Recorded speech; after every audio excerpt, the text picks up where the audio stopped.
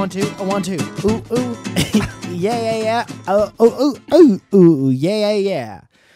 What's up, everybody? It's your boy, Mike Falzone. I'm filling in for Steve Zaragoza once again. Low boy told me he was going to be in Hawaii for limited time only, not unlike Crystal Pepsi, and he is there for a longer time. I didn't know it was going to be 2 weeks in a row. I don't know how I would have prepared differently had I known that. But here we are. I know that maybe the solo podcast isn't the preferred method of this podcast that a lot of you are expecting. But that's okay, because I'm going to do my best, because that's all that we could do. Oh, I can't wait until Steve is back, because dynamic banter is fun to have with two people who have that. That's a special thing, and that's a hard thing to find, and we have found it, and I like when we have that. When I'm by myself, I have the type of personality where I like hearing myself talk. Can't get enough. But it's not, I'm just kidding around. It's not the best that it could be.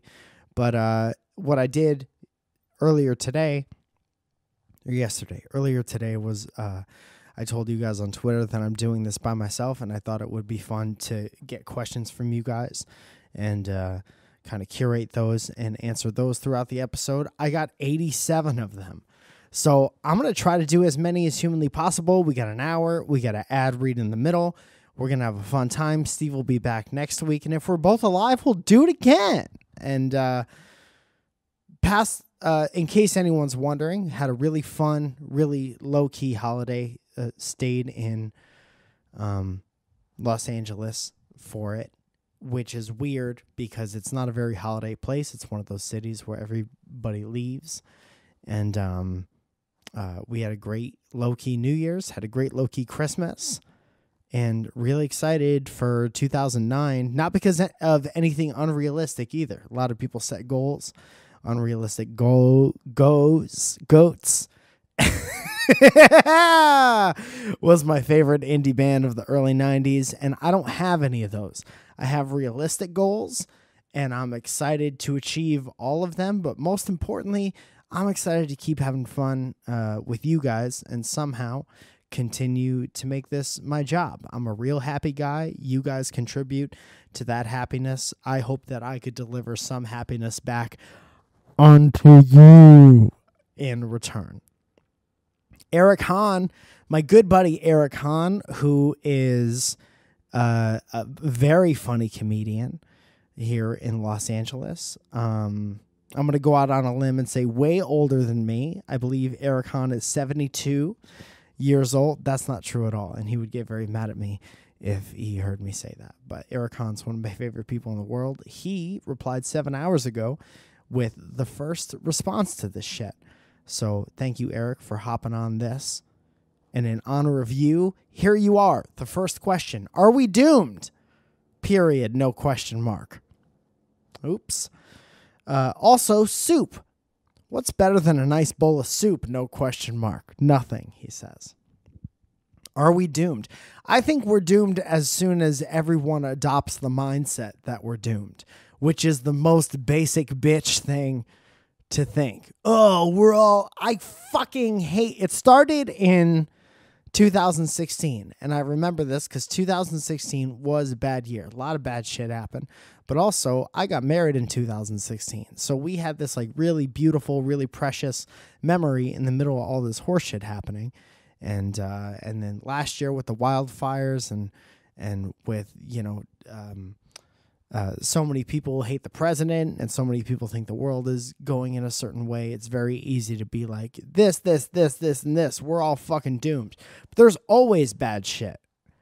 There's always going to be bad shit, and we have no way of stopping all of it, and all we could do as people is not be dicks and try to navigate it the best that we possibly can. I will continue to do that in this year, 1920, year of our Lord, and I hope that you do the same. And until we all adopt the mindset of, oh no, that's it for us, I think we still There's still good memories left to be had. Don't be a downer if you don't want to. That's it. Lady McGee, our girl Chelsea, says, "Hey, Mark." Well, that's not all right. "Let me be a guest sometimes. We could have long personal conversations about how I should live in LA and memories that we share as well, or memories that we should have." I'm going to add that to you. That's does it say? That's the ones I do with Steve. Oh, when you talk to Steve. Yeah, man, dude, if you guys knew Chelsea, wish you knew Chelsea. She's at Miss Lady McGee. Thank you on Facebook. If she lived here, she's a very funny human being. If she lived here, we would be best friends. Everybody knows it. She's also from Connecticut. We got along weirdly well. You ever meet one of those people who it's like maybe your friends have told you about them? It's a mutual friend, but you haven't met him yet. And then they're like, "You got to meet Dan. Wait until you meet Dan. Your mind's going to be fucking blown. You've never met anyone like Dan." And that's the truth. And then you meet Dan and you're like, "Holy shit, how long have I known Dan?" That's Chelsea. Hope I'm pronouncing your name right. Felicia Shambari with a H says, "Knowing exactly what you know about D&D, no Googling, create a character, class, race, name, and brief description." From what I know about D&D, it's a thing where you create an invisible friend. No, you create a character and then you'd play a game with that character, I guess. So, in that way, it's no different than wrestling or any create a wrestler in any wrestling video game that's ever been made. So, God. Okay, here we go. No Googling. Create a character. Class. Decepticon. Race. Human being. Human race. So what the fuck with this shit? Oh, it's time for me to start the podcast, you guys. How many people right now are being triggered by this sound? How many people have an iPhone and you have your everyday alarm is set to this? And you're getting the feeling in your stomach like you have to go to work now. It's okay, little babies. Stay here, grab a candle, drink it, and relax with the solo episode, Dynamic Banter with your friend Mike. Race, human race. Name, Theodore James Max. That's what I call every time I drive by a TJ Maxx. I call it a Theodore James Max. People seem to get a kick out of it. And brief description. Well, this particular human, oh, yuck. I don't like the fact that he's a human because I like the Decepticons thing. I like thinking that he's a robot and he was a worse store that transforms into, or he transforms out of a TJ Maxx. It's a robot built for destruction that a lot of them are like trucks or motorcycles or something mobile like that. And this robot morphs out of a TJ Maxx stands up. And is like, "Come inside and enjoy the 3 things from, what's that fucking place? Perfect Home or whatever the fuck. What the fuck? Zoe, you know how they sell like 3 fancy things in TJ Maxx and they're from that home store, home improvement store? Home Goods. I asked you for assistance and the payoff wasn't even that good. I don't even know where I'm going with that. Do you think that this is interesting? It's a robot. You're the new Owen, by the way. It's a robot, a Decepticon, bad guy robot who transforms into a robot hell-bent on murder from a TJ Maxx store called Theodore James Max is the name of the robot. Good? Okay. Thank you so much for everything that you do. Michael Gallagher, good friend of mine from back in my home state of Connecticut, says, what's the difference between jam and jelly? Am I allowed to use the goddamn internet on this? Because I don't know. Can I do this? Can I have a special guest on? Siri? Cereal? Siri, what's the difference between jam and jelly? Here's what I found on the web for what's the difference between jam and jelly. Siri, you can't tell me with all the words that you know. You can't read me one of these websites. Why doesn't that happen? So now I got to click on one of these. What's the difference between jam and jelly? Anything that's more than a paragraph is outski. Jams, jellies, preserves. Sorry, got hungry in the middle of that. Marmalade. They're all good on toast, but what makes them different? I'm going to read this as if I wrote it, and I'm so excited to tell you the difference. Okay, here we go.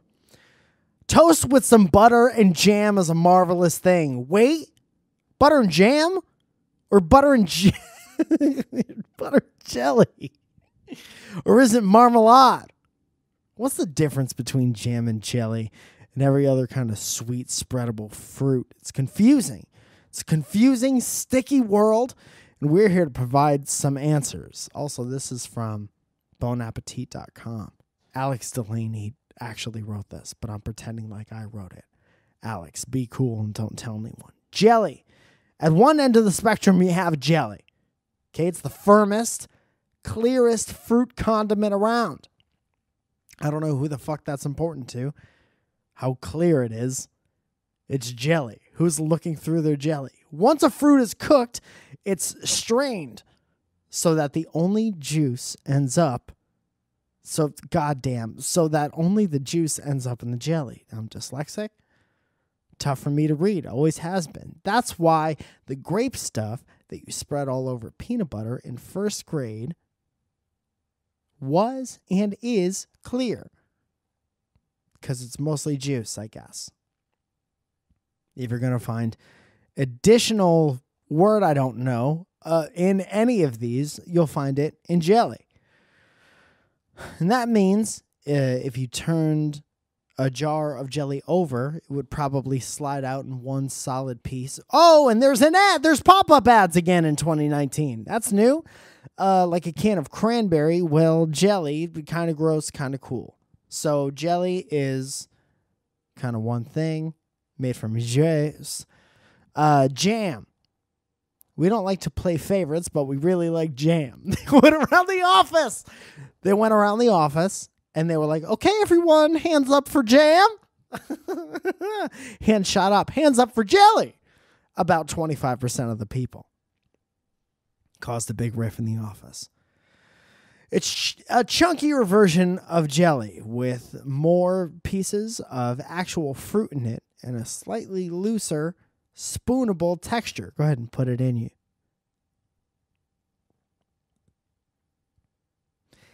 Here, chopped or pureed fruit is cooked with sugar, so pieces of the fruit end up in the final product. It's not clear. It's not solid. It's not clear, and it's not solid. It's jam. Space jelly. You ever see that movie, Space Jelly? This is the middle of our spectrum. We like it in the middle. It's comfy and tasty. And then preserves are like more of that, contains the most fruit. And then marmalade. Remember how we were just talking about preserves a second ago? Okay, so I guess I got to read a little bit of this. These are great for serving with cheese. These are preserves. Since you can get a big old piece of cherry on top of your stinky gorgonzola. Oh, they're getting so romantic with it. Marmalade. Remember when we were just talking about preserves a second ago? Yes or no? Answer the goddamn question. Yeah, marmalade is just preserves that are made with citrus, whole fruit, rind, and all. Lemon, orange, grapefruit. You get the picture. Oh, that's kind of cool. That's everything. You just put everything into it. They make preserves. Marmalade. We love how aromatic and bitter, sweet, good marmalades are. A result of complex flavors and fragrant oils, preserves, and mostly citrus peel. Got a little bored at the end of there, but hopefully, Gallagher, that answers your shit. Oh no, did I close out of all that other shit? I had so many important things. Okay, here we go. Next question. Tim Hahn, it's my brother-in-law, goes, what's the best sound effect? I really like the punching people sound effect. I think it's really good. Let me tell you the God's honest truth, Tim, because I know that you edit video from time to time. Tim Hahn, of course, for those of you who don't know, maybe the 6 of you who have been living under a goddamn seashell underneath a rock in the deepest part of the ocean, is an award-winning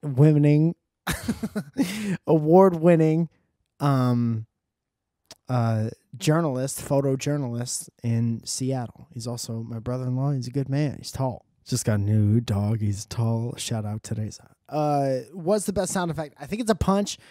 Favorite thing is when people edit videos and they put titles up and the title is a little crooked and it has a good punch sound to it. Like somebody hitting a side of beef or hitting a stinky wet piece of meat or some shit like this.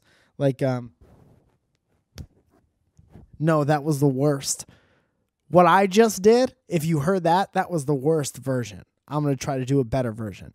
And when there's like a reverse, like suck that's associated with it, like is or something like that. You know what I mean? I'm not the guy from Police Academy, so I can't do this perfectly. Michael Winslow, but let's try it again. A little bit better. Picture reverse suck. That's the last time I'm gonna say reverse suck on this podcast. Andrew Delman says, "Who's your best friend?" Andrew, if you have to ask, you'll never know. Yeah, got him. I have several best friends, and I'm very blessed to have that. You ever notice that you have different best friends for different, like, career-defining moments in your life? Like, you have your grade school best friends who may or may not have become your best friends in high school, or one of them fucks your girlfriend or something like that, and then they become the opposite of that. And then you find a new group of friends, and then they become your best friends. You all your friends either stay in the hometown, maybe you stay best friends, or you go to different colleges. Then you get your college best friends, who are normally the first people that you, for me at least, start going to their weddings. And the first group of friends that had kids were all my college friends, my best friends. And then I have like my best friends in comedy and my LA best friends, who would be like Delman and Elliot and Steve and other people. They know who they are. None of them listen to this podcast, so nobody will be offended. But I also have like my friend Aaron is like my OG best friend. There's always one person who you consider your OG best friend who you've been saying that for longer than anyone else, and that would be Aaron. You guys know Aaron? Shelby, she says, super fight or would you rather with Coffee Girl? Oh shit, that would be fun. Is there a website that just has a bunch of random would you rathers? Siri, give me a random would you rather question. I'm not sure I understand. No, of course you don't, because we're not there yet. as a society. We can make robots that do goddamn perfect backflips, perfect Russian gymnast backflip robots, but we can't have Siri ask me a would you rather question. So I guess the human race is safe after all. Would you rather? The only list of would you rather questions you need. Conversationstartersworld.com. That's fucking crazy that this shit exists. Would you rather? I gotta find a good one.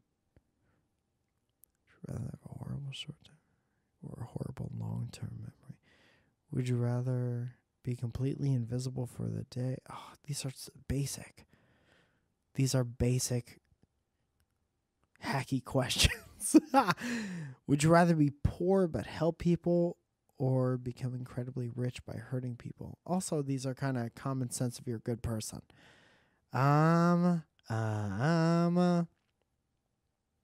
Zoe.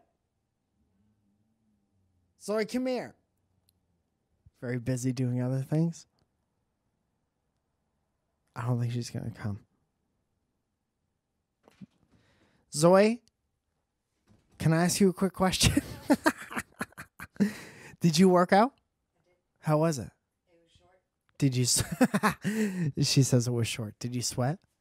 That's all that matters. Can I ask you a quick question? Sure. Would you rather be able to teleport anywhere or be able to read minds? Teleport anywhere. Why? She says teleport anywhere. Why? Because I'd be able to see my family whenever I wanted. Be able to see your family whenever you want. That's a great example of a good person asking or answering a would you rather question. Thank you, New Owen. Mine would be teleport, just simply based on the fact that I don't want to know what anyone is thinking. Yeah, I don't care. I hear enough of what people are thinking. Yeah, fuck yeah, Zoe. Fuck yeah, Zoe. Yeah. Zaj, Zuggy Fresh. That's Zuggy Fresh, everyone. Let them know. Dustin says, why did you tweet that Mitt Romney is sexy and why is it true? Look at Mitt Romney.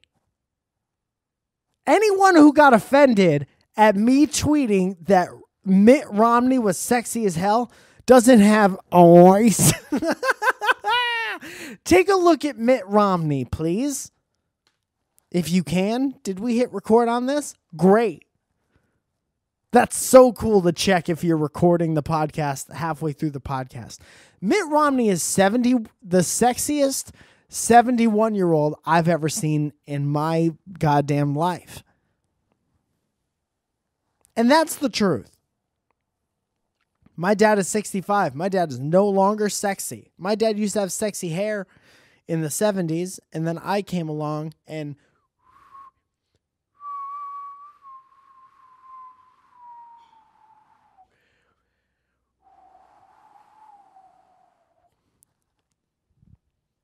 it was the slow descent of my of my dad's hair. Julian at Julian O.A. Mac says, is sugar a condiment or a spice? Oh, fuck. Is sugar a condiment or a spice? Well, do you cook with sugar? You bake with sugar for show. I can't remember ever cooking with sugar, and you cook with spice, but you also cook with condiments. Like you put ketchup and meatloaf, for example, if we want to dive into my repertoire of things that I could mold into a shape and cook until it's healthy enough to eat, safe enough to eat. And then I think about like powdered sugar on pizza fried. And that's more of like a condiment because there's powdered sugar in it. This question fucked my mind up, I think. I wonder if you could rewind the video and see at what moment my brain broke with this goddamn question. But it's happened. It's happening now. Zoe! Do you hear that? I don't think she's coming back this time. I feel steps. Yeah, hell yeah. Zoe is... She's not happy. Is sugar a condiment or a spice? Oh. You ever think of that? It broke my brain, so I called you and I got nervous. I'm going to say it's a spice. She's sitting down on the ground now. It's a spice, you say. Do you have a... No, I already asked her. No, I didn't ask her this time. Did you ask her? I've asked her 2 other questions, and she's sucked both times. What do you think? Does she give a definitive answer? No, not really. Siri, is sugar a condiment or a spice? Okay, I found this on the web. No, Sugar, man. a condiment or a spice. Why doesn't she say it? Sugar was a spice, not always so nice. I think sugar's a condiment. Is sugar a seasoning or a spice? The internet doesn't know. I don't know if there is a... Is there an answer to this? I'm looking. Why can't sugar be its own thing? You know? Like, what the fuck is pepper? Is pepper a condiment? Pepper's a spice. Idiot. I'm an idiot. Pepper's a spice. Salt. What's salt? I always thought sugar was the opposite of salt. So sugar is like... Salt is sugar's evil twin brother. Sugar is a fairly simple organic compound. Pepper is a complex mixture of many different kinds of organic molecules. This is what Siri should do, by the way. Culinarily speaking, sugar is not a spice because it isn't divided. It isn't. I can't see anything. It isn't derived from a seed, bark, or root. It's processed extract from sugar cane or sugar beet. Okay, so it's like a processed thing, so it's a condiment. I guess so. Okay. Well, there you have it. Thank you. Can we pause the questions for a second to say that I had yet another criminally underappreciated tweet today? Do you know that meme that people are doing on Twitter where they drop a pin and then there's like a plot around another word, avoiding another word to the other pin? Okay. What the fuck was that? This light went off? Yeah. Oh! I'm attached. I forgot I was attached to this. Well, that sucks. This half of the show will be different. So, I dropped a pin. Usually the pin it'll say like me, and then like the thing that they avoid will be like my adult responsibilities, and then the thing will be like playing 2K19 or something like that, right? But I put one pin, it says nothing, and then it navigates around the clap, and then it lands at Jimmy Dugan. Avoid the clap, Jimmy Dugan. You remember that from A League of Their Own, where he signs that kid's baseball? That little boy's tells that little boy to... I'm sorry that it was unappreciated. That's okay. And then the first person to comment on it said... And I think they listen to Dynamic Banter. I'm going to call you out. It's at Becca Doggo. She goes, "This ain't the one, Chief. This one ain't it, Chief." She called me Chief. She called me Chief. She goes, "This one ain't it, Chief." And I was like, basically, I said, it's okay if you don't get it, which is the Twitter equivalent of don't hate the player, hate the game. Right. That's good. Hey, Becca, you got.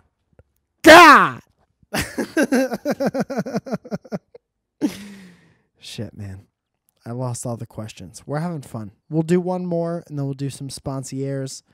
We'll blow past a bunch of them. We'll answer as many as we can at the second half of the show. And then we will retire for a week, and Steve will be back, and shit'll be more different, same. It looks like this bitch is having a great time in Hawaii. I wish him nothing but continued success. I hope he took some sexy sunset pictures for me because I heard the sunsets are amazing in Hawaii, and I hope him and Alana are having a great time. Shane S. What happened to Owen P. Carter at Owen P. Carter?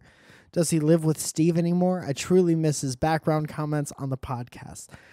I miss him too. I miss him so much that I called him today, or I don't call anybody. I texted him today, and I miss him, and we exchanged kind words, and I hope to see him soon because I also miss him. We had a really great thing in Steve's apartment. If you want to know some inside info, if I could be so bold, I miss recording this podcast in Steve's apartment. I think that there's a special thing that's lost when we go into the Valley Folk office. Also, it's the Valley Folk office. That's for the Valley Folk. That's why there's the goddamn sign on the wall that says Valley Folk. There's no dynamic banter signs. There was a messy apartment, and that was like our home, and that was our domicile where we spat our dumb shit, and we had like a unique thing. Then I see all these other podcasts, and they have like very set up, very proper studios, and that's all well and good too. This is kind of like that. It's in my home, and I love all this shit, but it's also very set up, and no one's room. If you don't live in Delman's house, no one's room really looks like this. And but I miss recording dynamic banter at Steve's apartment for sure. And with that messy kitchen and messy kitchen table and messy couch came Owen and Owen's comments, which were always appreciated by me at all times. Dumpster Diving Daniel said, good name, says, "Hey Mike, what is this?" And it's a picture of a singer, and there's a bunch of people listening to the singer. It looks like a rapper. Maybe he's holding the mic like Fred Durst would, and there's a goat listening. That's a concert with a goat. Somebody let the goat into the concert. The goat actually looks like it has a tiny little smile on its face. So, I don't know. It's nice that it does sincerely look like, if you zoom in on the picture, if you zoom in on the goat, it looks like the goat is really appreciating what's going on more than half the people in the picture. Kane O'Reilly says, what's the worst vacation you've ever been on? I'm going to say, I hope I don't hurt anyone's feelings with this, but I'm going to say it had to be, See, my memory is dumb, and I know for a fact that if somebody reminded me of a worse one, they'd be 100% right. But also, I remember going to Colonial Williamsburg as a kid, and I really liked history, and I think it's very important for all Americans to see that kind of shit. And I didn't even hate it, but I know that that's probably the worst one because I've taken a bunch of awesome vacations. I can't think of a worse vacation.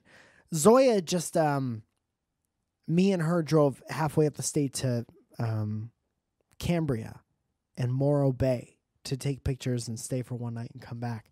And I honestly think that it was one of the best vacations of my entire life.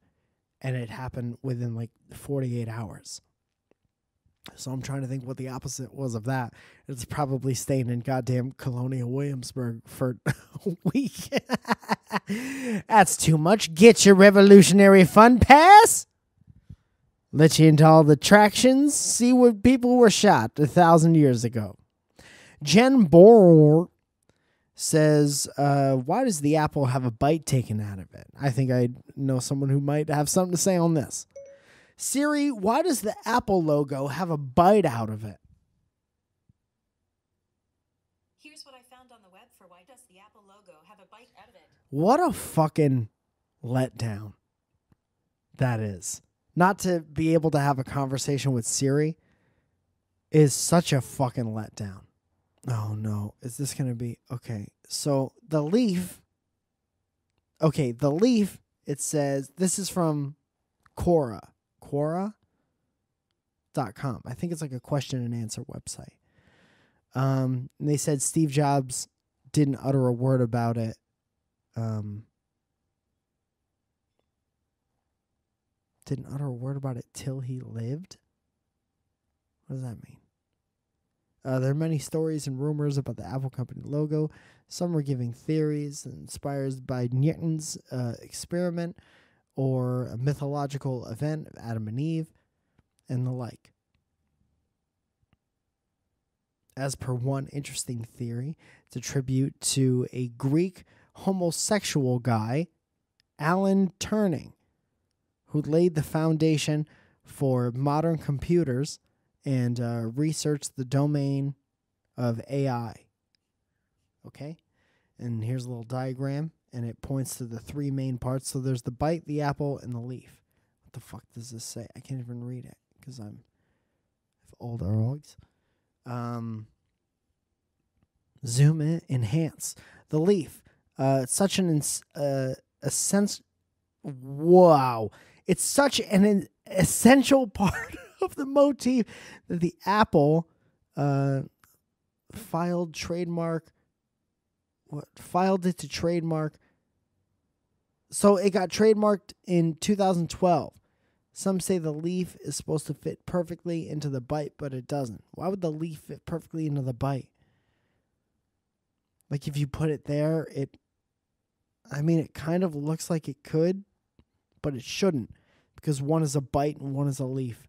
The apple, the original 1976 apple, was drawn freehand and was a bit top-sided. A 1984 update by Lander and Associates introduced symmetry and rounder curves. Okay, and then the bite, designer Rob Janoff said he added the bite for scale, but Steve Jobs liked it because he was afraid the consumers would think the logo without a bite would be a cherry. Worth it? You decide. Now, I'd like to move over to our sponsor for the show. I'd like to say thank you. And I appreciate you so much to our really long-standing sponsor, Squarespace. You've heard us talk about Squarespace since SourceFed days. And that's because they've been a good company who provides a good service since SourceFed days or beyond. I have a Squarespace website. Basically, it's a website that helps you make your own website. And it's cool if you're an idiot. Like I'm an idiot, and I have an awesome MikeFalzone.com that does everything I need it to do in order to become a halfway decent working comedian. You can go on my website and see my dates, see my most current videos, see what's going on Instagram. It's like the hub. I use it to showcase my work, which is something that you could do. I use it to sell stuff, and it's really awesome. If you're a creative professional, you can't have all your shit on somebody else's website because any one of these can go down at any minute. Remember Vine? Me neither. Go to check out squarespace.com/banter for a free trial. And then when you're ready to launch, use the offer code BANTER to save 10% on your first purchase of a domain or website. Well, here's some things you could do with Squarespace. You could turn your cool idea into a damn website. You can showcase your work. You can get a blog or publish content. You can sell products and services of any kind. You make socks. Promote your physical or online business. Announce an upcoming event or special project. I do that all the time using my Squarespace. And Squarespace does all this by giving you beautiful templates created by world-class designers. For real, they all look fucking awesome. And fool your friends into thinking that you could be an artist as well. Put all that shit together, but you can't. You saved yourself years. Oops. You have extra years to achieve your dreams because of Squarespace. Priceless. Powerful e-commerce functionality lets you sell anything online. The ability to customize the look and the feel, settings, products with just a few clicks. Everything optimized for mobile right out of the box, which means people could look on their telephones and see your website. If if you can imagine a world where that exists. And it's a new way to buy domains. Choose from over 200 extensions. Dynamicbanter.banter/dynamic. Just an example, just spitballing. Analytics will help you grow in real time. Built-in search engine optimization so people could find the damn thing. Free and secure hosting. Nothing to patch or upgrade ever. And of course, 24/7 award-winning customer support. I've had to use it. They've solved my problem with the quickness. And I'm very thankful to them for that. So make it. Go ahead and make it yourself. An easy-to-create website all by yourself. You won't need anything. You won't have to wait for a designer. Going back and forth with emails. Well, can you change the font on the... You do everything yourself. Don't depend on anyone else. Everyone else will let you down. Think it, dream it, make it, do it. Ooh, yeah. With Squarespace. Squarespace.com/banter. Again, for your free trial, when you're ready, use the promo code BANTER to get 10% off or % off your first order. Fun. Do that. Do that if you got something to make it. Okay, let's get back into these questions. Excuse me. I have a bit of a cold, and I apologize because I know that that's annoying, but also maybe not that much because, okay, got the questions. Don't need to stall anymore. How bad was night school? That's what Daniel Sorley says. I didn't mind it at all. I'm not one to I don't really hate on shit that I've seen unless I felt like it wasted my time. I did not feel like that movie wasted my time, so I refuse to hate on it. I don't really have any strong opinions. I didn't hate it. That's a glowing recommendation from your boy. Go ahead and see the movie. I didn't hate it, and I don't feel passionate enough to speak any kind of a way on it.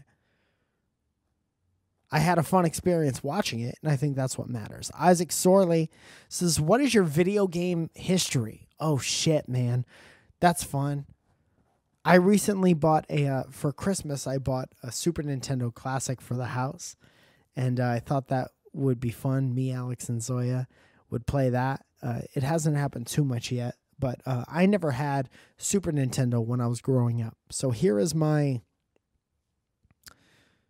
the first one I remember getting was Nintendo, and that was a huge deal. I got it with the cartridge that was Mario and Duck Hunt and the gun, and it was the big, I think it was the original version of the NES. And that was so awesome. And I fucking love that thing. And it was in our family forever. And I eventually, when I became like a Sega Genesis N64 boy, gave the NES to my grandma. Some of the best memories of my life. Me and my grandma were fucking tight. I'm sorry. I think I'm shaking everything on the table with my legs. We gave the Nintendo to my grandma. My grandma would stay up all night playing Mario because she couldn't figure out how to do it, but she was determined enough to want to get through the levels. So we would get a call at like midnight. My grandma would be like, how do you jump? How do you jump on the mushrooms? And I'd be like, press A, Grandma. And then she would press it. She'd be like, okay, I'll call you back.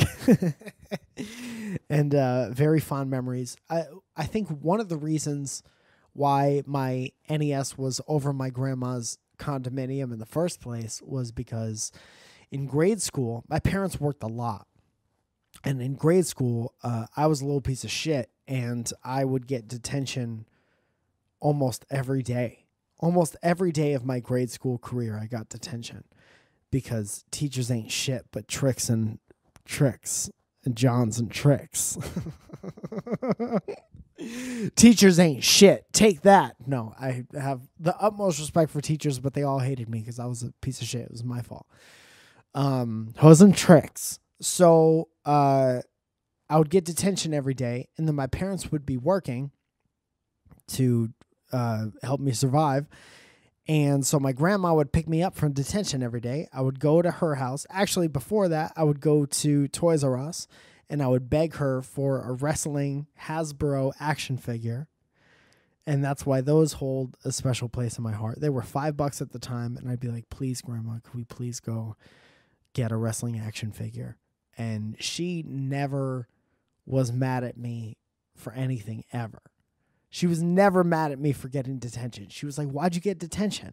And I would say, I was talking in the lunchroom. That's what I got detention for the fucking most, was being a kid, being a child and talking in the lunchroom was my number one offense. So she'd be like, what the fuck? Kids can't talk? My dad was also similar. My mom was like, could you please just behave so you don't have to spend all this time at school? So Grandma would pick me up. We would go I would attempt to persuade her to get me a wrestling figure. We would always get Burger King, and then we would go home and play Nintendo until one of my parents could pick me up. So that was Nintendo. And then I got Sega, and that was a big deal. Playing like Altered Beast was like, I felt like I had an arcade in my house. That was insane. And then from there, like I had Game Boy and shit, original Game Boy. And that got me through most of my being an only child, is sitting in a corner with that thing. Passed a lot of time. Very good hand-eye coordination from that. And then N64 felt like space. Age shit, 3D stuff, like 3D Mario. That's insane. And then Dreamcast, I remember being over a friend's house. The next thing was Dreamcast. I remember being over a friend's house and playing whatever football game was out. Like it was 2K or ESPN football or some shit like that. And I remember thinking that it was insane looking. And I thought that was the peak. Nothing was ever going to get better than that. I would actually like to look up videos of what that looks like now, whatever the first football game was for Dreamcast. Because I remember it was legitimately amazing looking. And way different from N64. And then you got to play shit like Power Stone and fucking Crazy Taxi on Dreamcast, and that was the shit. Me and my friend Aaron, who I mentioned before, best friend Aaron, we had an amazing time playing Dreamcast and talking about girls and not hanging out with them because we were playing Dreamcast and smelling like Curve cologne. We'd go to the mall and get Curve cologne. And then from Dreamcast, it was original Xbox. And then that's when I was never a PlayStation guy. I didn't get PlayStation until college. I was an Xbox guy after that. And still am. But now I have a PlayStation 4 as well to play NBA 2K and try to stream a little better. But I rarely do it. But I play all the time. That's how I relax. I play that incredibly frustrating game. Bailey says, are birds real? Come on, Bailey.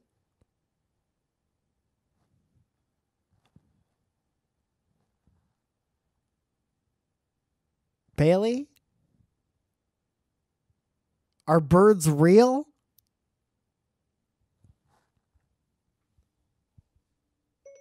Siri, are birds real?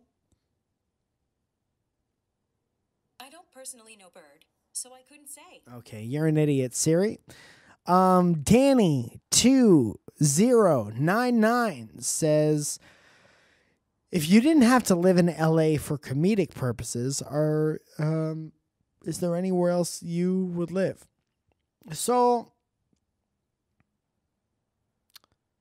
I guess if I was I'd still be doing comedy, and I would have to live in New York. Realistically, I don't know, man. So being from Connecticut, little insight into while we're talking about video games and how I was as a little kid. Here is basically the trajectory of all of my artsy friends in middle school and high school. Every one of us was like, as soon as we fucking graduate school in Connecticut, as soon as we're 18, I remember thinking I wasn't even going to go to college. I was like, as soon as I'm 18, I moved to New York City. That's just what it is. And we all got jobs at 16, and we started learning how to do money stuff to save up, I guess, kind of, to move to New York. I was like, I'm going to be a musician. I'm going to move there. And then in my 20s, I got to spend a lot of time in New York City playing music and having both good and terrible experiences doing stand-up and music. But for whatever reason, I would be there a lot, and like I would sleep over there at friends' houses or girls' houses or whatever, and then I would wake up and I'd be like, get me out of here. And I don't know what that feeling was, other than the fact that some people, despite how much they might love a certain place, don't necessarily belong there at that time. And I haven't spent a significant amount of time there in some time. Me, Delman, and Elliot went on tour. We spent at least a couple days in and around the city. But now anytime I'm in the East Coast and I'm close enough to my house, I like to stay with my parents because I miss them very much. So long story short, I guess if I didn't have to be here for comedic purposes, is that me or is that an earthquake? Whichever, gonna keep podcasting. If I didn't have to be there for comedic, or didn't have to be in LA, I think I would be either in New York or right outside of New York. Like in Yonkers or some shit like that. With my extremely Italian family. And then I would take the train in and spend all night there and take the train back. But who knows? Maybe if I went there now, I'd be like, I'm cool with being a tiny apartment person. You know, fucking 10-story walk up. Yada, yada. I just spent a lot of time there, and that wasn't me. I like it in LA. There are things that I really, really don't like, but there's going to be things about everywhere that you really, really don't like. They're mostly like people-related things.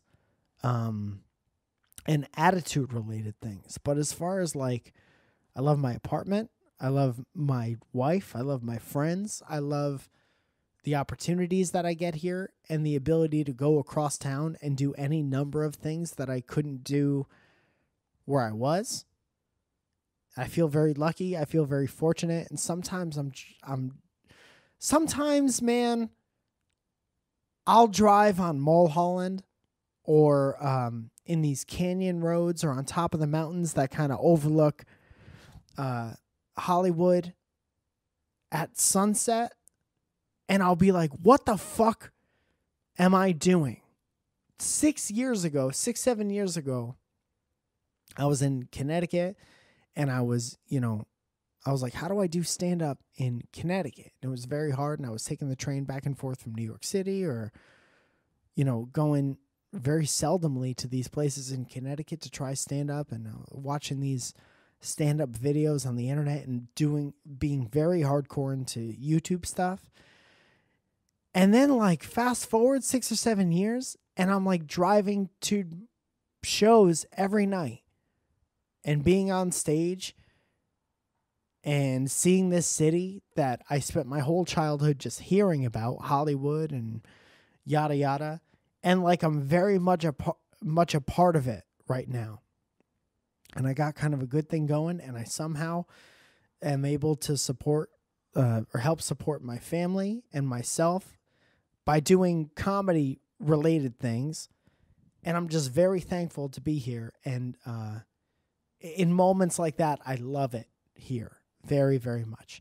And I miss my family and my best friends with all my heart every day. There's not a day that goes by where I don't think about my family and Zoya's family. But professionally and like personal fulfillment wise, it's like my soul belongs here right now. And I realize that's very poetic. And listening to this back, I may be like, wow, that sounds really up your own ass. But nope, that's honesty. That's how I feel. And but I miss New York very much. That's a good button to put on the end of that. So I also miss New York because we got some memories for show. Scott Stryker, Favorite game on SNES. Now, Scott, I am very new to the SNES. I never had it, and now I have it, and I only have the classic, and there's only a couple games on that. There's like 20 games. And I'm trying to think back. I remember, maybe this isn't my favorite, but I remember this being a big deal. Obviously, I'm a huge wrestling fan. There was this game that came out back in the day that did not come out, I don't believe, for Genesis. And it was a wrestling game, WWF, and it was Royal Rumble. And the big thing about this game was that you could have all these guys in the ring at once, like 6 guys or whatever it was in the ring at once, and that was a huge deal. And I never had SNES, and we couldn't afford both, so I wasn't about to ask for it. So we would go rent it and go to a friend's house that had it, and we would play that shit all night. And then Blockbuster had a thing for a little while. If you don't know what Blockbuster is, Siri, what's Blockbuster? Okay, I found this. Fuck you, Siri, for not saying that out loud. It was founded in 1985 and dissolved in 2013. They let you rent a system, and I remember renting Super Nintendo once, but it wasn't the same experience as we got a Super Nintendo and it's ours now. We had it for like 3 nights and we used it on like a sleepover, and it was kind of bullshit. But like they had Street Fighter. Street Fighter's cool shit. What do I like playing? Me and Zoya the other night were playing Donkey Kong Country, and that game sucks my whole ass. That game sucks every part of my ass out of my heart. It was no fun. 0 fun. Collecting bananas as a monkey, that's low-hanging fruit. Ba-da-ba-ba-ba-bow.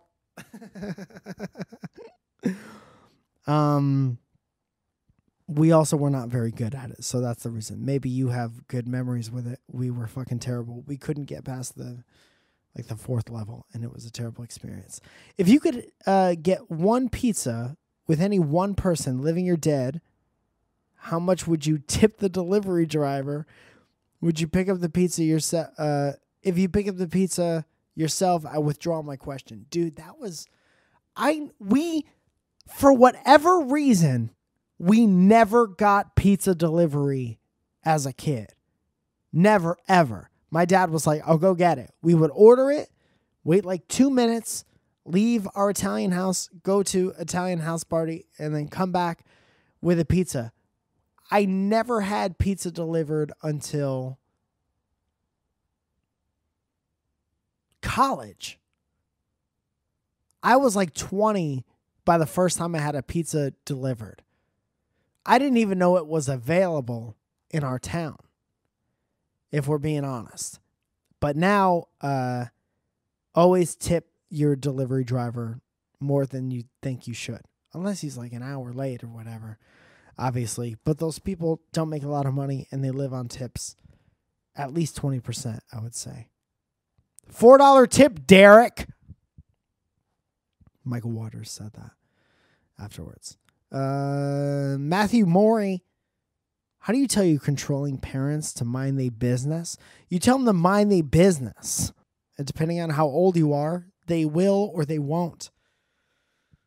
A lot of people's parents will never mind their own business because the whole reason you're here is because they fucked once and they made you. They Dr. Dreadful's drink labbed you inside of them. So they got some investment in your shit, you know? And you are definitely, without a shadow of a doubt, entitled to your privacy and your own private life. And there is definitely an invasion of privacy that happens with parents who don't respect that. So you deserve that as a person. Everyone deserves privacy as a person. But it's probably hard for parents. I am not speaking from experience, but if I was a parent, I'd probably be nosy more often than not, because it would probably be really hard to completely let go of, I made that thing and now that thing has a social life. That's so fucking weird. Like this is crude and I'm sorry, but this is science class. I came in a woman and now that thing has a social life.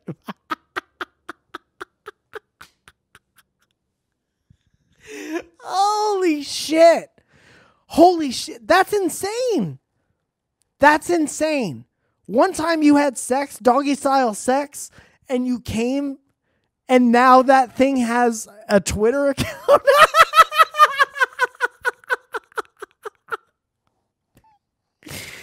Holy shit. That's insane. You guys sent me 87 questions. We got through like 7. I'm sorry. I'm going to take some of these and I'm going to, maybe I'll do some of these on Mike in the morning because you guys put a lot of effort into tweeting for a second. I appreciate that. I don't think we're going to get much better than that answer if we're being absolutely real with ourselves. And I don't want to try because I don't want to fuck it up. Thank you so much to you guys who bared with another solo episode of this podcast. Steve, I miss you. Come back fast and pull your weight. And also, I'm performing so many times in January. Please go to MikeFalzone.com, a Squarespace website, sponsor, and see all those. I'm adding like 2 dates a day, basically, to just this month. And then February, me and Elliot are coming to Boston, I think on the 17th. The following weekend, I'm in Portland twice. On the 23rd, which is a Saturday, I'm at Becky with the Good Jokes, which I believe is at the Fun House in Portland, Oregon. And then the next day, I'm just trying to get confirmation on the ticket link, but we're doing a fucking Friends and Friends on February 24th in Portland, Oregon. And I believe Delman and Elliot are coming with me. And that's going to be fucking awesome because Chicago and Portland, when I said, where do you guys want the Friends and Friends show to come the most, were the 2 most requested places. So we're coming to the second most requested place. I love Portland. Never had a bad time there. Have had a fucking weird time there. Have had almost exclusively weird times there, but not bad. Can't wait. I hope this episode's well received. And if it's not, you can suck my ass. But can't wait for Steve to come back because I miss my friend. I hope you're having a good time. Zoya, thank you for coming in and being Owen. Owen, thank you for being you. I miss you very much. And this has been... That was a HeadGum podcast.